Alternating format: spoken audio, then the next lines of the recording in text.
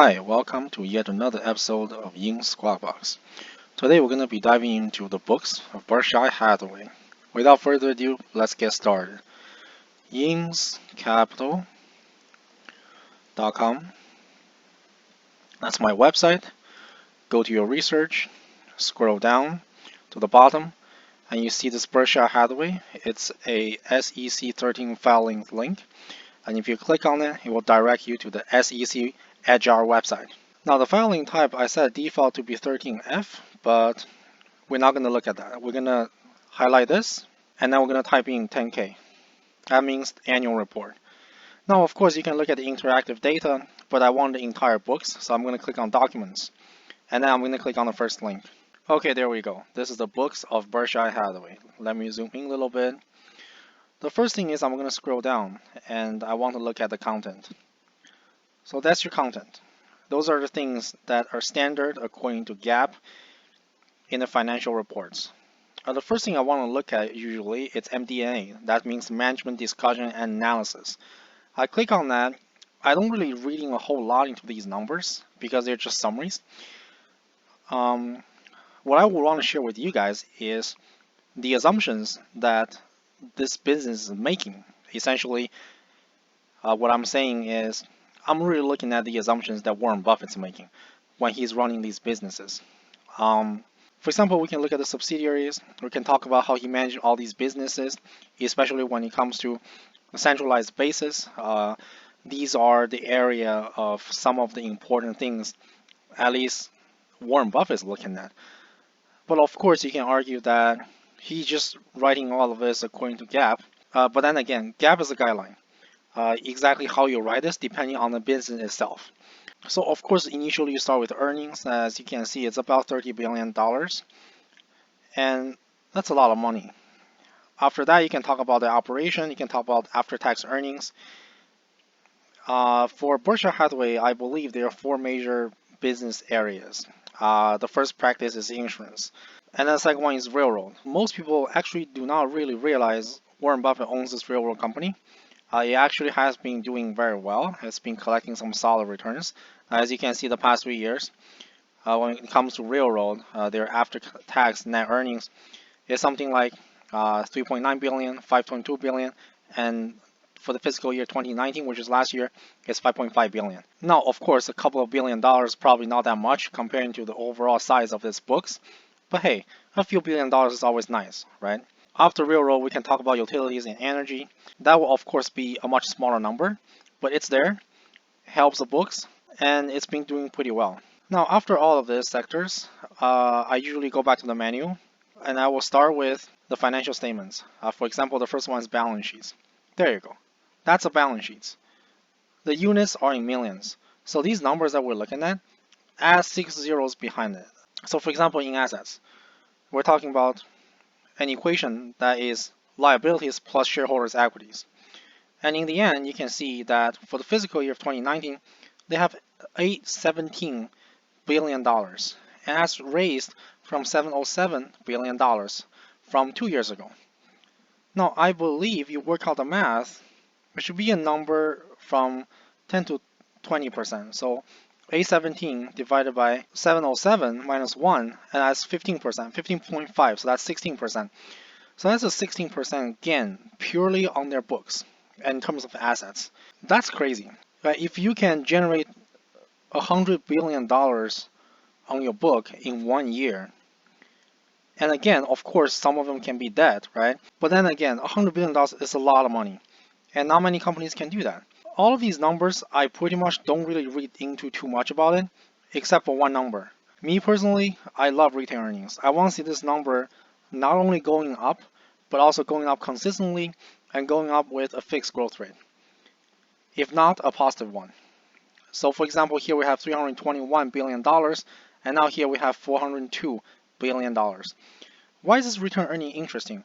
This return earning means that after you finish all of your business activities, exactly how much money would you have left? Now, there are only two things that you can do with this money. A, you write a big fat check to your investors. People do that. For example, Apple does that. That's called dividends. Second thing is you make some reinvestment, right? You buy some stuff. You either buy a company, or you pay your employee, or you can buy your own shares back. And that's where this treasury stock is. So something like that, it's interesting. What this return earnings telling me is really how money are going into the company and coming out of it. So for example, if you go to the revenues, every year you collect a certain amount of revenues. For example, that's insurance, that's railroad, utilities, energy, things like that.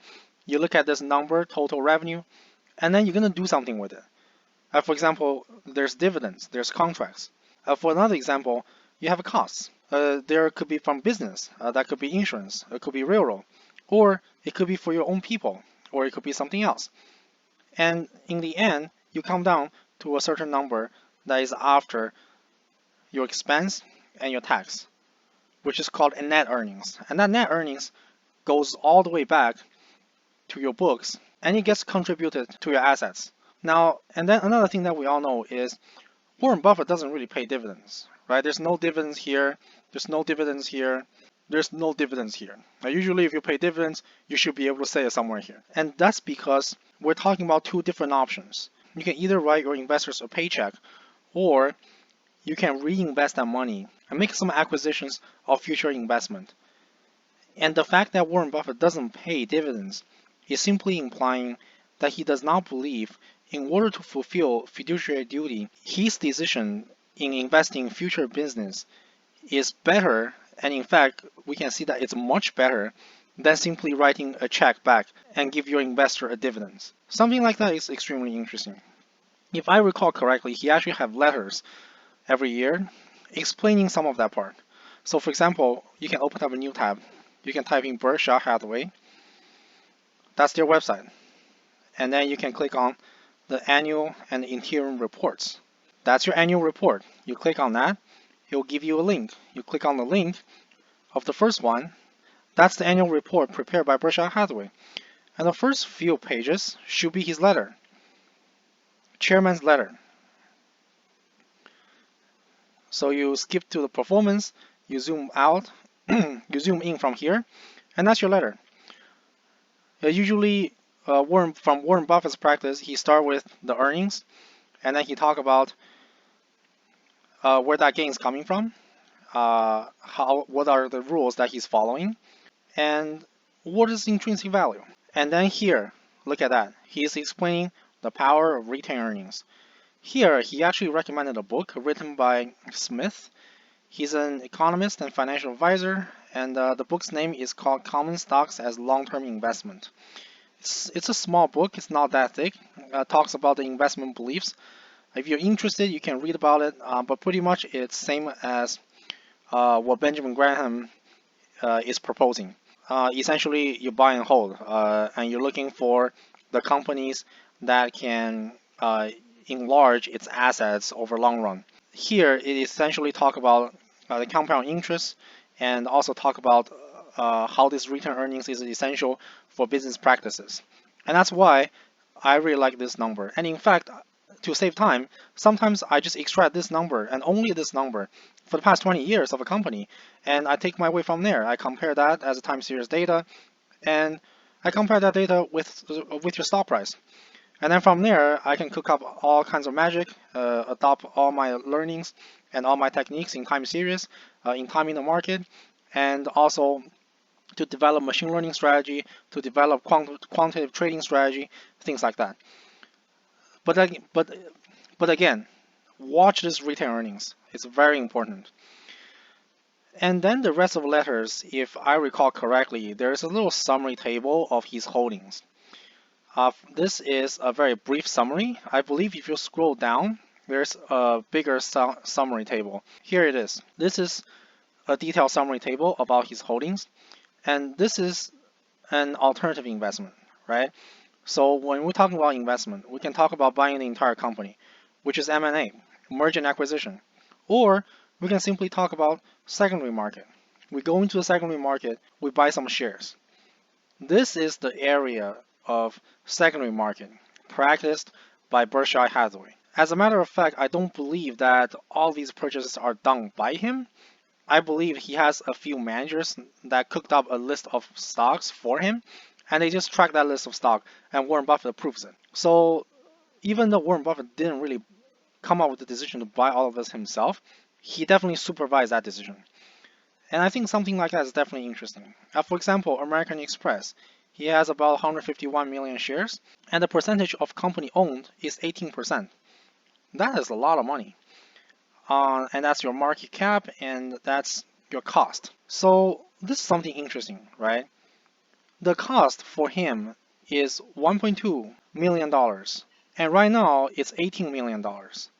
So exactly what that tells me is he bought this thing a long time ago. Let's look at American Express, AXP, and let's look at the chart. This is nothing to him. There's no point discussing this because he's been holding it a long time ago. We need to go back to monthly chart.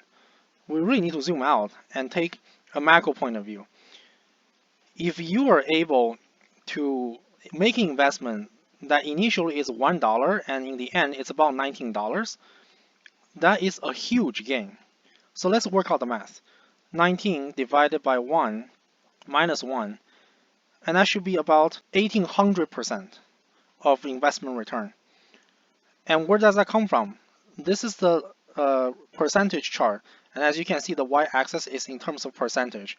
So we want to really find out the time that it's 1800%. So something like that. Now you see here it's 1129, and when it was here, it's about 1800. So this bar actually is happening in 2020.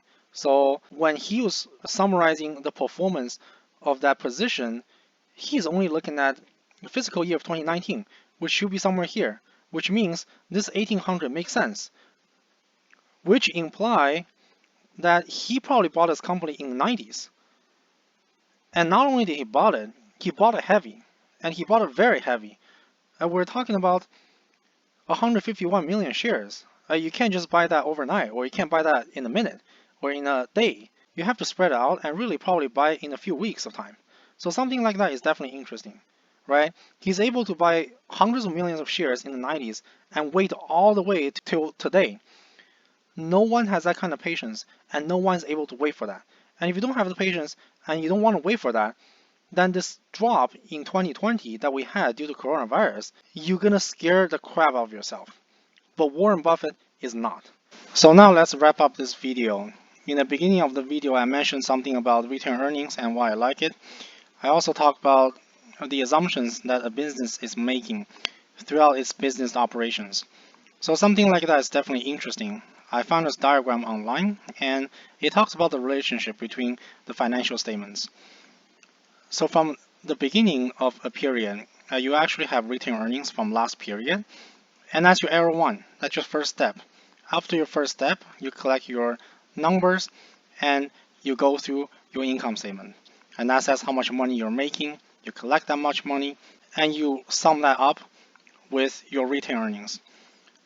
That's how much money you have. Now you can do something with it, right?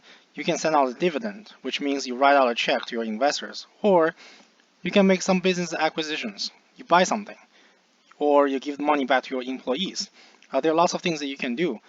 But from what we are reading, it turned out that on books of Berkshire Hathaway, they don't really have a whole lot of money going out from this step. Pretty much after 1 and 2, this money that you're left with, Warren Buffett chose to leave almost all of that in your retained earnings for your next period. That's why he has a lot of cash on his books. So what's the assumptions here? The assumption here is he is setting up his business transactions and how this money inflow and outflow diagram based on the crucial claim that really it is about to get your snowball rolling and how to get a snowball rolling consistently, rather to generate surprising incomes here and there, cut off surprising costs here and there, doing something weird and something inconsistent. So there you go. I hope you liked today's episode. If you want to support the channel, give it a like and click that subscribe button, and I'll see you in the next episode.